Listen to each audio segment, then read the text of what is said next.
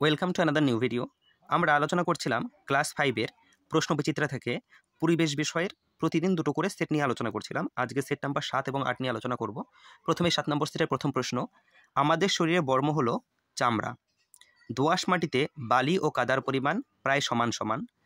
হাড়ের জোরকে বলা হয় অস্থিসন্ধি। কেঁচো একটি অমেরুদণ্ডী প্রাণী। 2-এর গন্ডারের খড়গ আসলে চুল। ত্বকে রোদ লাগলে কোন ভিটামিন তৈরি হয়? Vitamin D. সারা শরীরে রক্ত ছড়িয়ে দেওয়ার পাম্প হলো হৃৎপিণ্ড। 3-এর দুটি ঔষধি গাছের নাম হচ্ছে বাসক, কালমেঘ। যক্ষা রোগের লক্ষণগুলি কী কী? প্রথম বিকালে জ্বর হয়। 2, রাতে প্রচুর ঘাম হয় এবং শ্বাসকষ্ট দেখা দেয়। 3, খাবারে অরুচি, বুকে ব্যথা হয়। 4, ক্রমশ দেহের ওজন কমতে থাকে। পরবর্তী প্রশ্ন, বেশি জল নষ্ট করলে পরবর্তীকালে কি হবে? দেখো, এটার উত্তর আমি লিখিনি, কারণ এটার উত্তর আশা করি সবাই পারবে। যে বেশি জল নষ্ট করলে পরবর্তী ভবিষ্যৎকালে জলের অভাব দেখা দেবে। আমরা পানির জন্য খাওয়ার জন্য জল পাবো না, স্নান করার জন্য জল পাবো না, বা জল না থাকলে উদ্ভিদ যে সমস্ত চাষবাসের অসুবিধা হবে, চাষবাসের জন্য জলসেচের জন্য জল পাবো না। তো এই সবই কারণ, তার জন্য এটা আমি লিখিনি, পারবে সবাই।